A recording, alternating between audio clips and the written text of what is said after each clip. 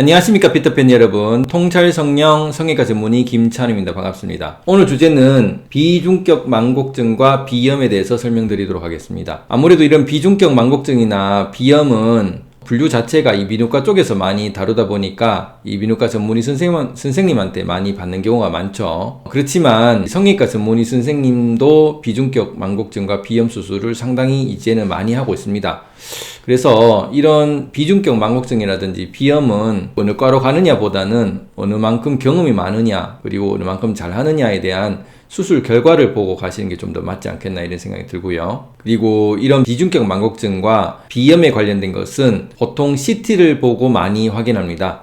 물론 내시경을 가지고 확인을 하긴 하지만 결과적으로 수술을 하게 되면 CT를 찍어서 어느 만큼 효과가 있었는지도 보고 비염이 얼만큼 심한지를 안에 내부까지 속속들이 볼 수 있기 때문에 이렇게 CT를 먼저 찍어서 확인하는 게 좋습니다. 그러면 이 비중격에 대해서 먼저 설명드리도록 하겠습니다. 비중격은 여기 보시면 이 중간에 하나의 막이 하나 있을 겁니다. 뼈가 있죠. 이 뼈 부분에 지금은 연골은 없지만 연골과 뼈가 같이 있게 되는 이 전체를 비중격이라고 합니다. 코비자에 중간 중자에 격리를 시킬 수 있는 경막을 둔다는 것이죠. 코 모델이 있다면 뒤로 봤을 때 이 부분이 비중격이 되겠습니다. 그리고 이 부분에 볼록볼록 종처럼 뭐가 달려 있는데 위에 있는 것을 상비각계, 중간에 있는 걸 중비각계, 밑에 있는 걸 하비각계, 각계라는 조개를 뜻하거든요. 조개 모양이 달려 있는 게 상중하로 달려있다 해서 상비각계, 중비각계, 하비각계가 있습니다. 비중격은 코에 호흡기 양을 결정하게 되죠. 한쪽이 많이 들어가고 한쪽이 이제 적게 들어가면 결국 폐 기능에도 한쪽은 크고 한쪽은 작고 폐 기능도 비중격 망곡증에 의해서 양쪽에 그 호흡기 양이 좀 달라질 수가 있고요. 또 상비각계는 어떤 역할을 하냐면은 코를 하고 들어마시면 어떤 냄새가 난다. 그 냄새의 입자를 분석하는 게 상비각계의 역할입니다. 그 안에 올팩토리 너브라고 해서 후각신경이 있습니다. 후각신경이 있어서 그 냄새를 맡는 역할을 하고, 중비각계는 그 맥실러리 사이너스라고 해서 상악동이 있습니다. 이 상악동으로 공기가 들어가서 이 순환을 시킵니다. 그래서 상악동에 순환을 시키는 부비동과 뇌하수체를 있는 저평동과 또 여기 있는 전두동, 그리고 여기 있는 사골동 등 각 동의 이 공기 순환을 일으켜서 환기를 시켜주는 역할을 하죠. 이 각 동의 역할은 우리 얼굴에 있는 열, 특히 뇌를 많이 쓰고 눈을 많이 쓰니까 생각을 하고 많이 보죠. 그러다 보니까 이 열기를 뺏기 위해서 결과적으로 환기 시스템을 만들어야 되었고, 이 환기 시스템은 공기가 들어야 되기 때문에 중비각계를 통해서 이렇게 환기 시스템을 만들게 되겠습니다. 하비각계 시스템은 숨이 들어가서 호흡기 폐 안으로 들어가게 되는 것이죠.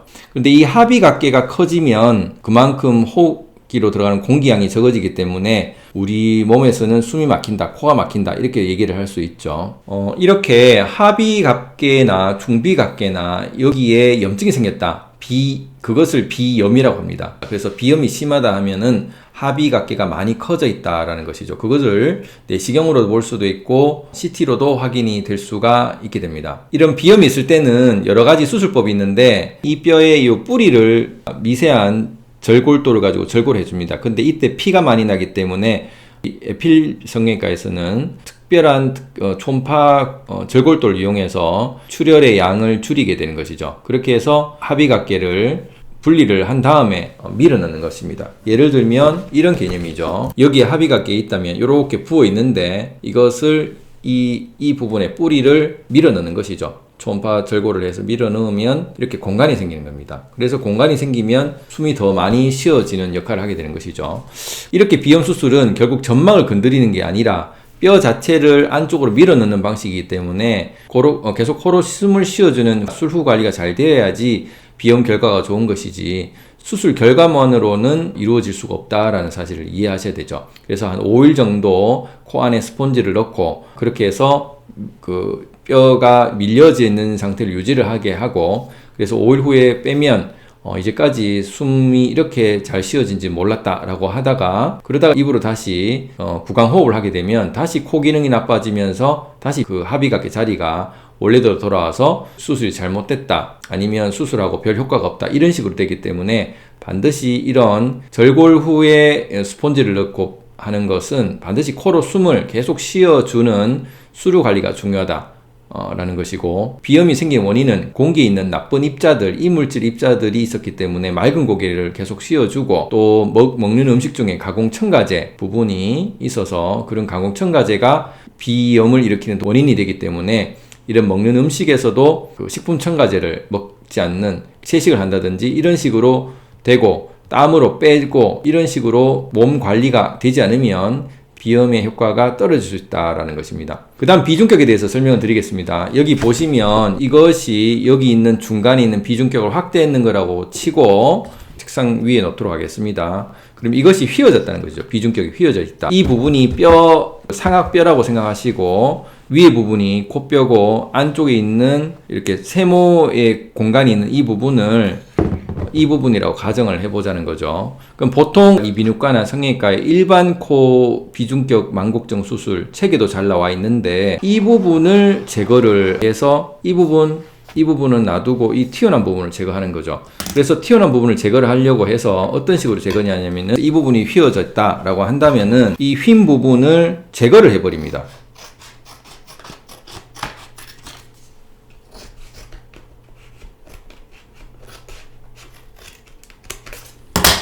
이렇게 L자 형식으로 해서 이 휘어진 부분을 버리고 이렇게 만든다는 거죠. 근데 문제는 어떠냐면은 이 부분을 제거를 할 때 양쪽에서 점막과 점막이 있으면 이 점막을 벗기고 이쪽도 점막을 벗기고 그리고 나서 안쪽에 그 연골을 제거를 하게 되는데 벗기는 과정에서 이게 휘어져 있으니까 한쪽은 잘 벗겨지는데 한쪽은 뚫린다든지 이런 현상이 생긴다는 거죠. 그런데 마침 두 개 다 뚫렸다. 그러면은 이쪽 점막도 뚫려 있고 이쪽 점막도 뚫려 있다. 그러면 이 부분에 중간에 이렇게 공기가 새는 마침 구멍이 비슷한 위치다. 그러면 중간에 구멍이 생겨서 천공이라고 하죠. 비중격 천공이 생기게 됩니다. 그러면 숨 쉴 때마다 삐삐 소리가 나면서 그리고 여기 또 먼지가 끼면서 냄새가 나고 이런 비중격 천공이 생길 위험이 있다는 것입니다. 그리고 휘어진 부분을 제거를 한 거다 보니까 증상 치료죠. 휘어진 걸 없애는 거지 이 전체가 휘어진 게 바로 잡힌 건 아니게 되는 것이죠.